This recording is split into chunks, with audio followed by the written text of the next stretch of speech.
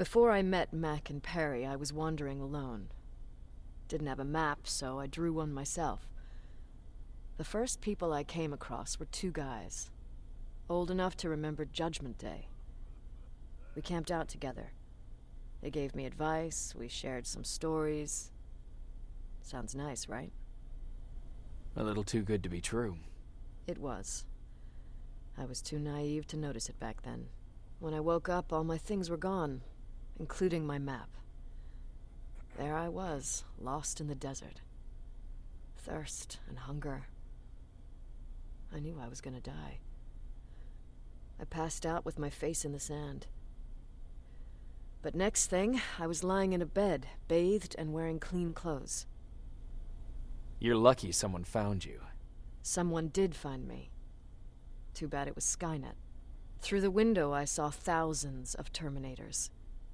First, I thought it was a work camp. But it was something else. A Skynet research facility. They kept me alive, but I didn't know why. I thought I was the only human there. But after a while, someone came into my cell. A man. Well-dressed, clean-shaven. You want to take a guess who that was?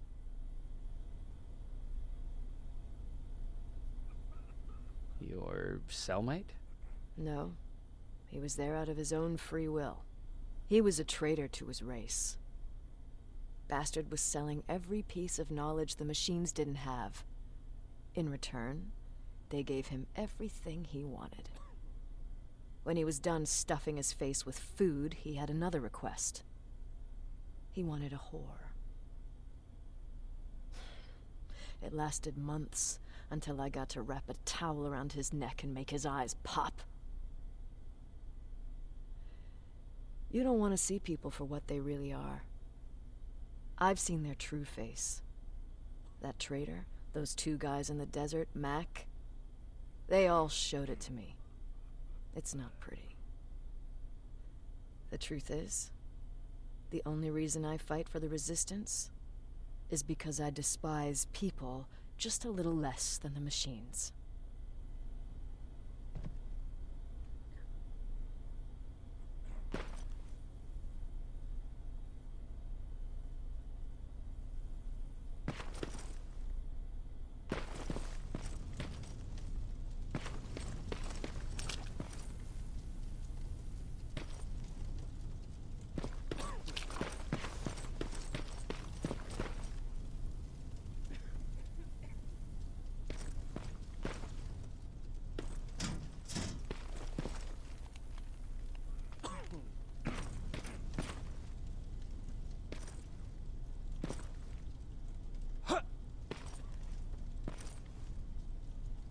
Do you need anything?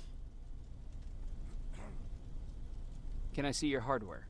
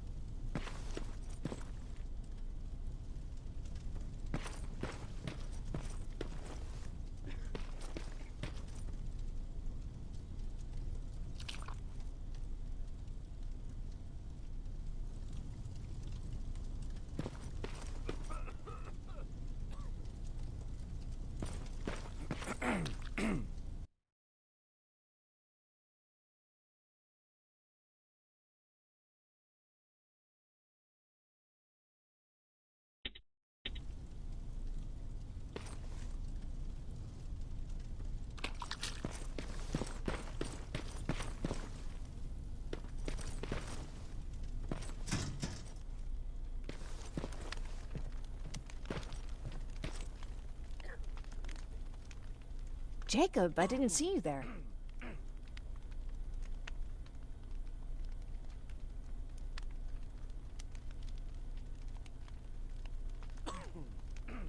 Is everything okay?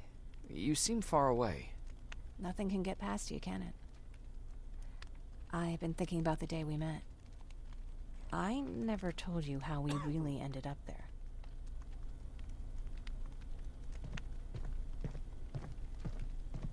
You can tell me anything.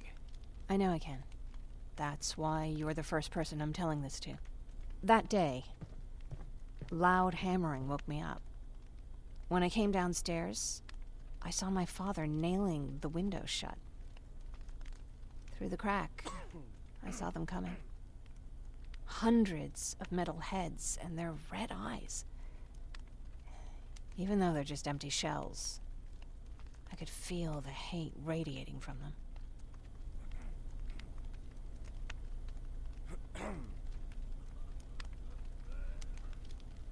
What did your father do? He said that the machines wouldn't take him alive, and he kept hammering away. We argued for a minute or two, and I tried to pull him away from the window. He pushed me away. I tried it again, but he shoved me. And this time I fell.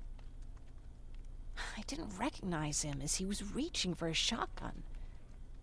He said, I shouldn't worry about the machines. They wouldn't hurt us. I don't even remember how. But the gun was already in my hands. I closed my eyes and went someplace else. Didn't even hear the shot. I didn't hear Patrick's steps either.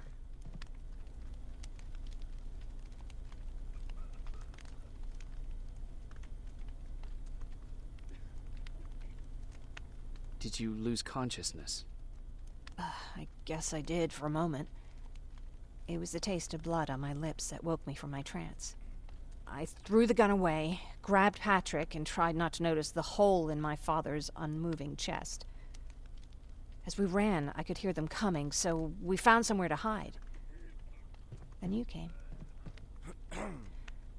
I wanted to tell someone about all this, but I was afraid to.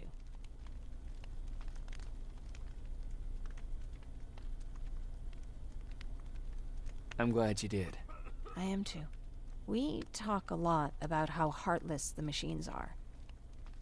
And I started to think that maybe I was too. I probably would have convinced myself of that if it wasn't for you keeping me sane. Thank you for everything. I never thought I would find a friend in times like these.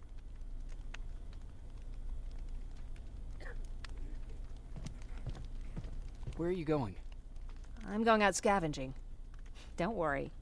I'm past thinking about running away. Knowing how much you'd miss me made me not want to leave. Where's Patrick? He's getting ready. I'm taking him with me. I figure it's time for him to see what's out there.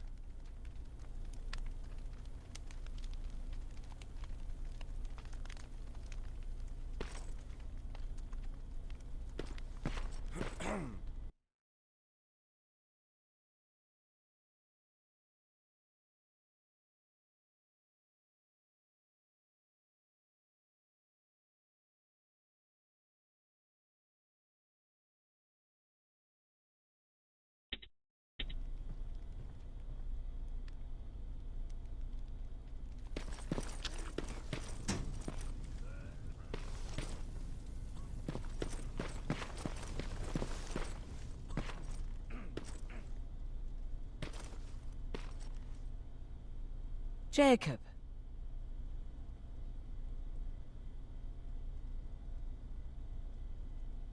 What's on your mind? Ever since you asked me about Peter, I can't stop thinking about him. Like a teenage girl. That's your fault, young man.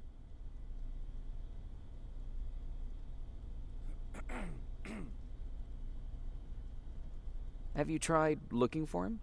I've looked for him for a while. I went to the place where we said we'd meet if we ever got separated. But he wasn't there. Maybe it's stupid. Maybe I should stop thinking about him. He's probably dead by now. God knows he can't take care of himself.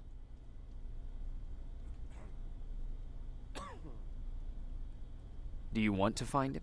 Sometimes I think I should drop everything and go. I would get an earful from Baron, but she's nothing I can't handle. Anyway, what I didn't tell you before is that during Judgment Day, I lost a child. Our child. I don't know if it would have happened anyway, but I like to blame the machines for that.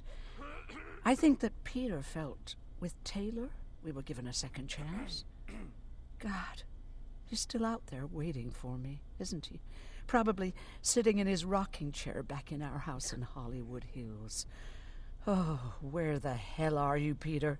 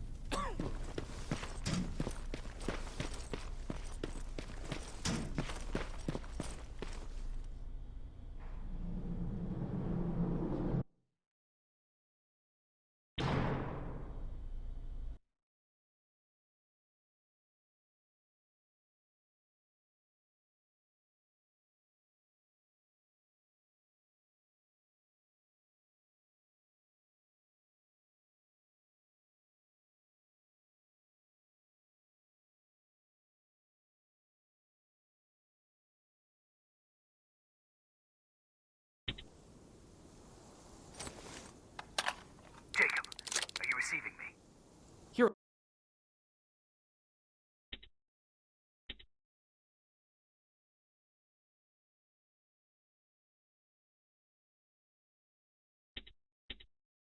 alive. No time for that. Do whatever it takes to get everyone out of that shelter. Do you understand? They're not safe there. What? Why? God damn it! What does he mean? Get everyone out of the shelter?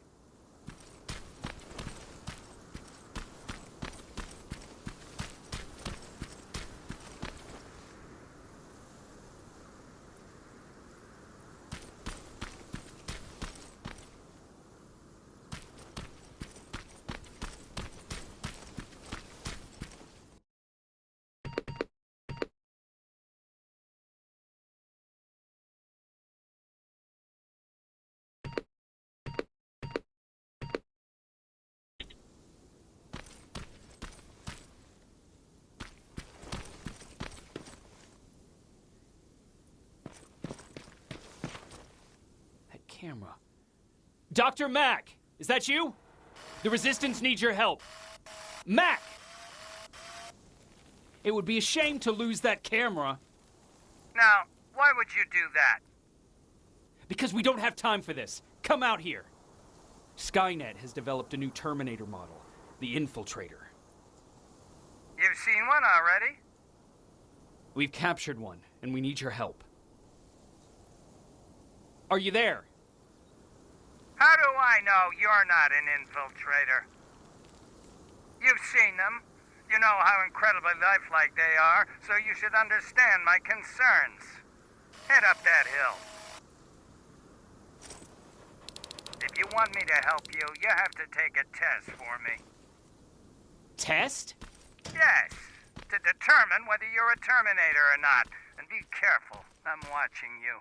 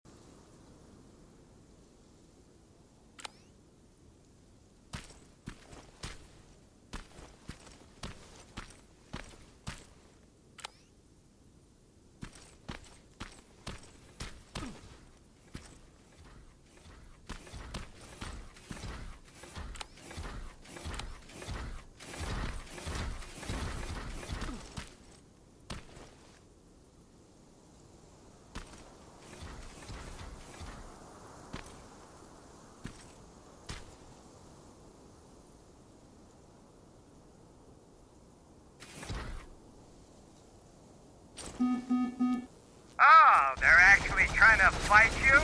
Very clever way to make me think that you're not one of them. Unfortunately for you, I'm not that easily